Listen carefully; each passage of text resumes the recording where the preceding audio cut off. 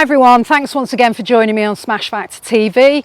Today I've brought you out onto the course where my studio is based at Highley Park Golf Club in Cheshire, and we're playing the par 4 7th hole. Now the whole reason for bringing you out here is today I'm going to help you learn how to get over this.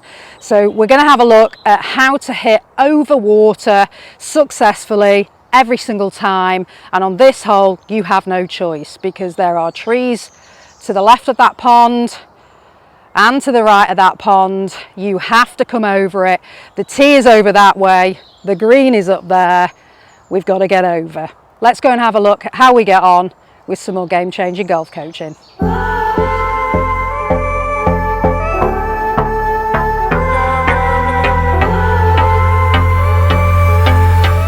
Okay, so hole 7 out on the course here. It's a very sharp dog leg to the left. So this shot is just all about getting into position down the fairway so that I can then take you down there and show you what we're facing, hitting over that water.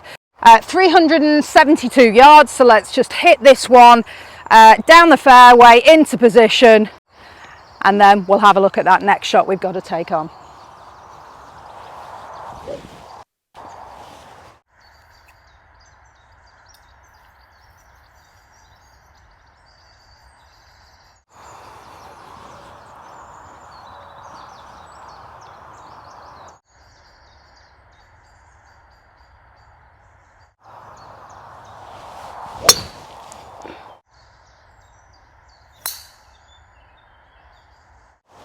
Okay, that's in a great position down there.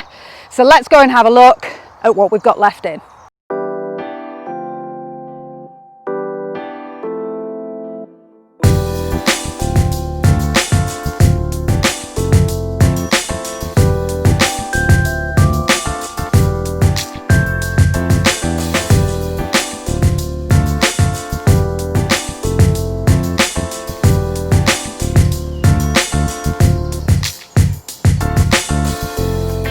Okay, so this is the shot that we're here for today. It's over the water and how to get you hitting confidently and successfully over this water. Now, the first thing that's going to happen if you're a bit concerned about hitting over the water, you're worried, is that you're going to start to get a little bit nervous and a little bit tight. So allow for the fact that you might not make a full shoulder turn when you play this shot. Make sure you're using plenty of club. Now in this situation the water is quite close to where I'm actually striking the ball from. So as long as we get a good connection, we should have plenty of club to get over there. If the water's closer to the green, make sure you're playing for the back of the green, because it's better to be long than it is to be short and leave it in the water. So just bear that in mind, that you may not hit as far if you're feeling nervous about it, because you won't necessarily rotate your body quite as well if you're a little bit tense. Okay, first of all we've got to find out how far it is, so let's be definite with that distance. Okay, I've got 130 yards left in here. There's not a lot of breeze about today, so it's 130 to the flag.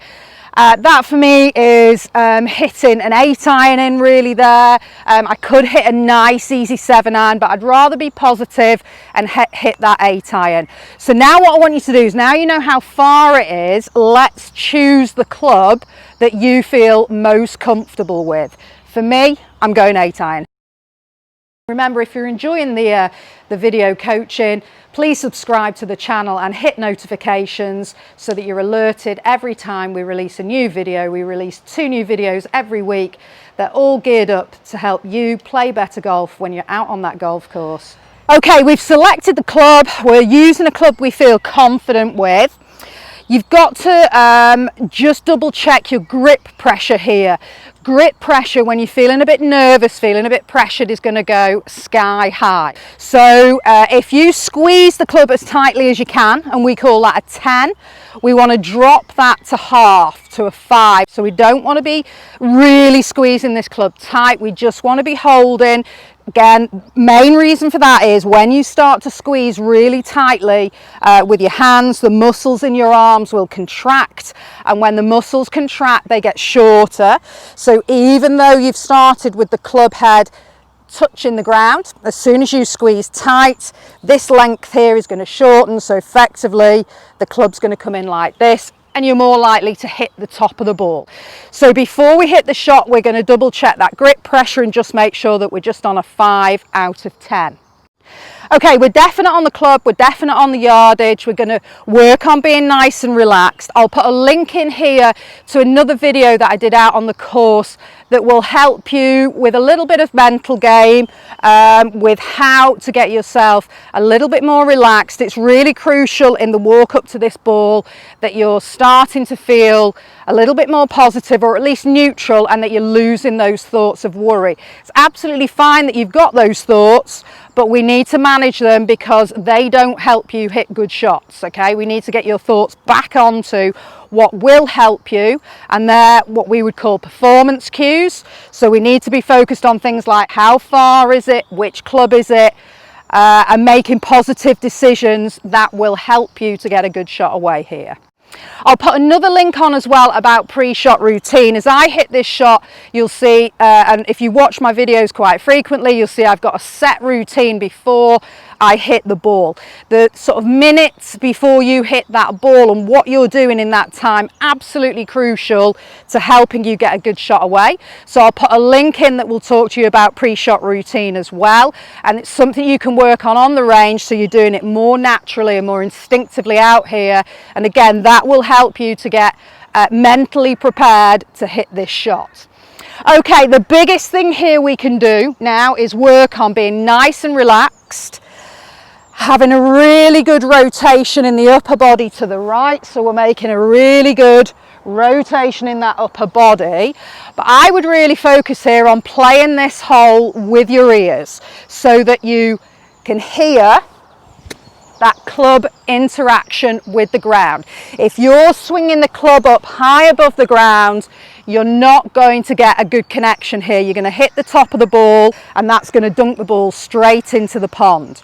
The interaction is really important with the ground because it gets the bottom of the club, so the sole of the club, to connect with the ground, and then the loft will do the work to get the ball into the air.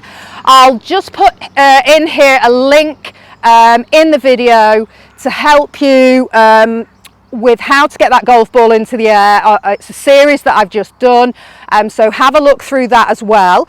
But we're going to work on getting that interaction with the ground there.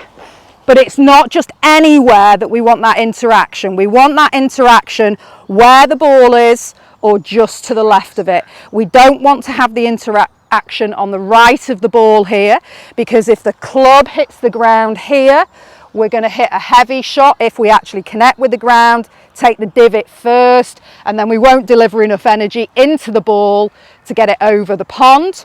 Or if we skim the ground here, we're going to be on the upswing, and now we're going to hit the top of the ball. Again, it's going to fly low, and we're not going to get the ball airborne or up over that pond. So have a look at the videos on how to get the ball into the air. It really will help you. We're going to focus on where that connection is with the ground in the right place to get this over the pond. Let's have a go and see what we get.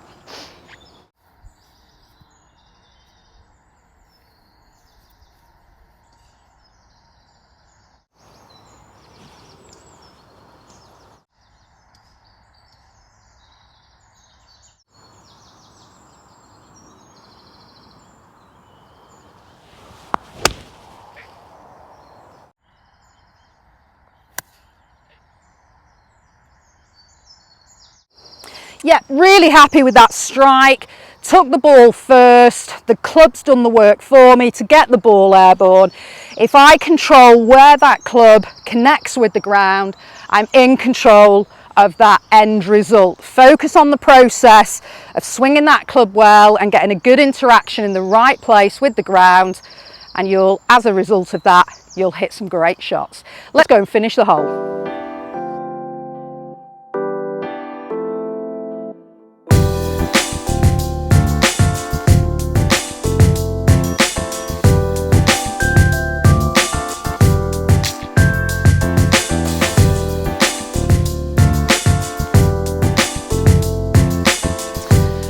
Okay, so just having a look at the putt here, it's a little bit uphill.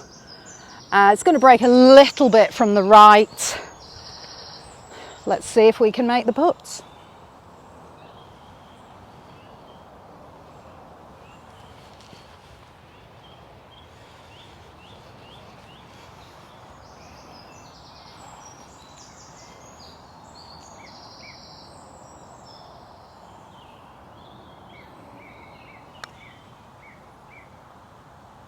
Oh.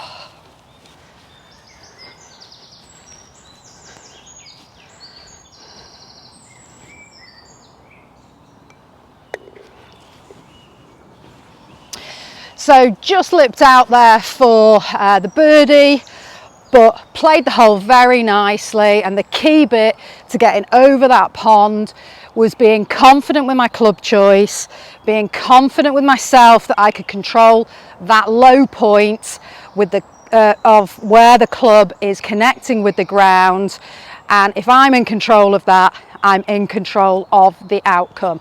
Have a watch through the video again, but it really will help you the next time that you're out on the golf course, and it'll get you getting those shots over water with no problems. It's nothing to fear. If that was just fairway, it wouldn't bother you at all.